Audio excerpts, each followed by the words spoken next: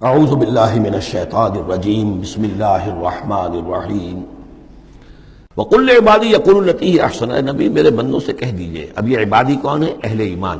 بجائے یا ایھا الذین آمنوا کہنے کے قل لعبادی میرے بندوں سے کہہ دیجئے یقولوا التی ہی احسن، وہ بات کیا کریں عمدہ. مطلب یہ ان کی طرف سے کوئی تلخی کی بات نہیں ہونی چاہیے.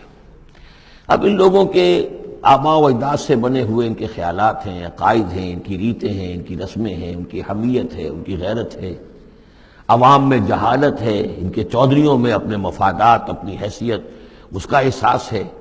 لہذا یہ تمام رکاوٹیں جو ان لوگوں کے راستے میں حائل ہیں ان کا خیال کریں تو اپنا جو داعی جو ہے اس کے اندر تحمل ہونا چاہیے، حلم ہونا چاہیے. داعی کہیں مشتعل نہ ہو. قل لعبادی یقولوا التی ہی احسن، انہیں بات کرنی چاہیے عمدہ. ان الشیطان ینزغ بینہم، یقین شیطان تو چاہے گا کہ ان کے درمیان کوئی لڑائی شروع کرا دے، ہاتھا پائی شروع کرا دے. ان الشیطان کان للانسان عدوا مبینا، یقیناً شیطان جو ہے وہ تو انسان کا کھلا دشمن ہے ہی. ربکم اعلم بکم، تمہارا رب تم سے خوب واقف ہے. ان یشاء یرحمکم، وہ چاہے گا تو تم پر رحم فرمائے گا، اور ان یشاء یعذبکم، چاہے گا تمہیں عذاب دے گا. وما ارسلناک علیہم وکیلا، اور نبی ہم نے آپ کو ان پر کوئی داروغہ بنا کر نہیں بھیجا ہے کہ آپ ذمہ دار ہیں ان کو ہدایت پر لانے کے. نہیں، یہ معاملہ ہر شخص کا اپنا ہے، ذاتی ہے، ہز اون چوائس. وَرَبُّكَ أَعْلَمُ بِمَنْ فِي السَّمَاوَاتِ وَالْأَرْضِ، اور اللہ آپ کا رب خوب جانتا ہے ان تمام چیزوں کو کہ جو آسمان میں ہے اور زمین میں ہے. وَلَقَدْ فَضَّلْنَا بَعْضَ النَّبِيِّينَ عَلَىٰ بَعْضٍ، اور ہم نے بعض انبیاء کو بعض انبیاء پر فضیلت دی ہے.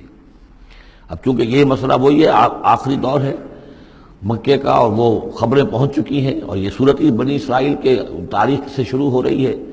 تو اب ظاہر بات ہے کہ ایک مسئلہ اٹھ کھڑا ہوگا کہ آیا موسیٰ افضل ہے یا محمد افضل ہے، یا یہ کہ عیسیٰ افضل ہے یا محمد افضل ہے صلی اللہ علیہ وسلم علیہ الصلوۃ والسلام. تو یہاں پر مسلمانوں کو اس دعوت اور تبلیغ کے جو تقاضے ہیں ان کے حوالے سے کہ اس بحث میں تم نہ پڑھو. اگر اس بات کو تم زیادہ زور دو گے ان میں حمیت پیدا ہو جائے گی. جیسے ہمارے ہاں وہ کھڑے ہو کر الاپتے ہیں سارے نبیوں سے افضل ہمارا نبی. ٹھیک ہے، وہ ہے افضل، لیکن خود انہوں نے کہا ہے کہ مجھے یونس ابن متہ پر بھی فضیلت مت دو. حضور کے صحیح حکم کی خلاف ورزی کرتے ہیں جو یہ کہتے ہیں. ہے افضل، اس میں کوئی شک نہیں، لیکن یہ کہ اس افضلیت کا اس طریقے کا چرچا کرنا جو ہے اس سے دوسروں کے اندر ایک جو ہے منفی کیفیات پیدا ہوتی ہیں. اس حوالے سے حضور کی حدیث ہے یہ، مجھے یونس ابن متہ پر بھی فضیلت مت دو. یونس وہ ہیں رسولوں میں سے ایک ہی رسول ہیں دنیا میں جنہیں کچھ اللہ نے سزا دی ہے، پکڑ ہوئی ہے، اور کسی کا معاملہ نہیں. یہ سورہ یونس میں ہم دیکھا ہے. تو آپ نے فرمایا مجھے یونس پر بھی فضیلت مت دو، اس لیے کہ اس بات میں مت پڑھو. وَلَقَدْ فَضَّلْنَا بَعْضَ النَّبِيِّينَ عَلَىٰ بَعْضٍ، ہم نے بعض انبیاء کو بعض انبیاء پر فضیلت دی ہے، بس اصولی بات ہے. تِلْكَ الرُّسُلُ فَضَّلْنَا بَعْضَهُمْ عَلَىٰ بَعْضٍ. اب یہاں دیکھیے خاص طور پر پھر ان کے نبی کا ذکر کیا جا رہا ہے. وَآتَيْنَا دَاوُودَ زَبُورًا، ہم نے داؤد کو زبور عطا کی تھی. ہم ان انبیاء اور رسل کے جو عظمتیں ہیں، ان کے جو مقامات ہیں، ان کے اعتراف میں، ان کے اعلان میں ہمیں کوئی باک نہیں، ہمیں کوئی جھجک نہیں. قُلِ ادْعُوا الَّذِينَ زَعَمْتُم مِّن دُونِهِ، کہیے ان سے کہ پکارو انہیں جنہیں تم سمجھتے ہو کہ اللہ کے سوا کوئی معبود ہے، کوئی کار مختار وہ بھی ہیں. فَلَا يَمْلِكُونَ كَشْفَ الضُّرِّ عَنكُمْ وَلَا تَحْوِيلًا، تو انہیں کوئی اختیار حاصل نہیں ہے نہ تو تم سے کوئی تکلیف دور کرنے کا اور نہ ہی کوئی حالت کو بدل دینے کا. اولئک الذین یدعون، وہ ہستیاں جنہیں یہ پکار رہے ہیں. پکارنے والوں میں دیکھیے کہ پکارنے میں ایک تو ایسے بھی تھے خیالی ہستیاں جن کا کوئی وجود ہی نہیں، من گھڑت، لیکن پکارے جانے والے انبیاء، اولیاء اللہ یا فرشتے یہ بھی تو ہو سکتے ہیں نا. لیکن اس عالم امر میں، اس عالم غیب میں ان کا حال کیا ہے جنہیں یہ پکار رہے ہیں؟ ہم کئی دفعہ دیکھا ہے انہیں پتہ بھی نہیں کہ یہ ہمیں پکار رہے ہیں. قیامت کے دن وہ تو انکار کریں گے. ہمیں کوئی معلوم نہیں تھا کہ تم نے ہمارے ساتھ یہ گستاخیاں کی ہیں اور ہمیں شرمندگی کا سامان بن گئے ہو کہ اللہ تعالیٰ کے سامنے ہماری شرمندگی ہے کہ اللہ تعالیٰ کے ہاں پیش ہو رہے ہیں کہ ہمیں مد مقابل بنایا گیا اللہ کا. لہذا اولئک الذین یدعون یبتغون الی ربہم الوسیلۃ، اس عالم غیب میں وہ تو خود اللہ کے، اپنے رب کے تقرب کے متلاشی ہیں. یہ وسیلہ کا لفظ آ چکا ہے اس سے پہلے. یبتغون الی ربہم الوسیلۃ ایھم اقرب، یعنی اس عالم امر میں بھی درجات ہیں. فرشتے ہیں، طبقہ اسفل کے فرشتے ہیں، پھر درجہ اعلیٰ کے فرشتے ہیں، پھر مقربین بارگاہ ہیں، پھر وہ جو ہے ملائے اعلیٰ جس کو کہا جاتا ہے، ملائکہ مقربین ہیں. تو ان کے اندر بھی ایک درجہ بندی ہے، اور وہ اس عالم کے اندر بھی جیسے یہاں اللہ کے بندے تقرب اللہ کی کوشش کر رہے ہیں، وہ وہاں پر وہ بھی اس عالم کے اندر، بس فرق تو یہی ہے کہ وہ ہماری نگاہوں سے اوجھل ہے۔ جب تقول الی ربہم الوسیلۃ ایہم اقرب، چاہتے ہیں کہ اور آگے بڑھیں اور قرب ہو جائے، ایک دوسرے سے آگے نکل جائیں۔ وَيَرْجُونَ رَحْمَتَهُ، اور اس کی رحمت کے امیدوار ہیں، وَيَخَافُونَ عَذَابَهُ، اور اس کے عذاب سے ڈرتے رہتے ہیں۔ ان عذاب ربک کان محذورا، واقعہ یہ ہے کہ آپ کے رب کا عذاب جو ہے واقعتاً ایسی شے ہے جس سے ڈرتے رہنا چاہیے۔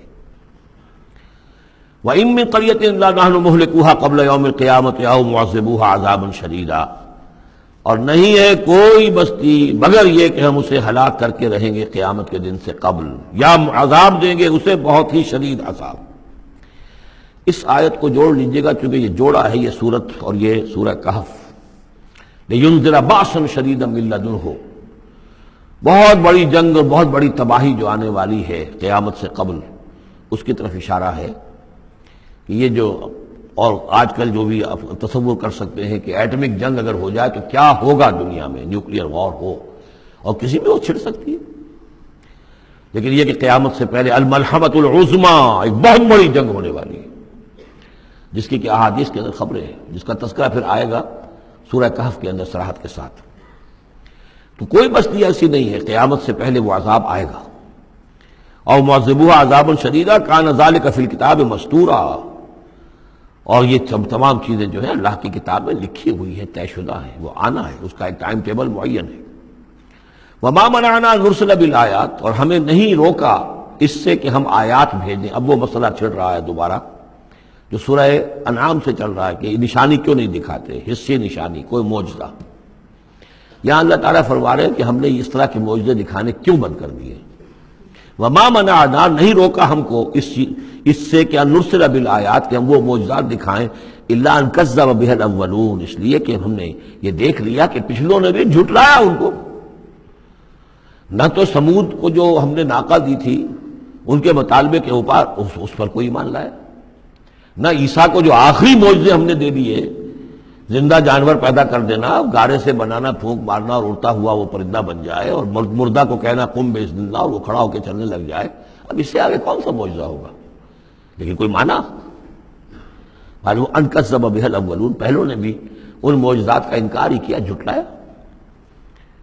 وآتینا ثمود الناقۃ مبصرۃ، ہم نے سمود کو، قوم سمود کو، ان کی آنکھیں کھولنے کے لیے ہم نے اونٹنی والی نشانی دکھا دی، فظلموا بها، انہوں نے اس پر بھی ظلم کیا۔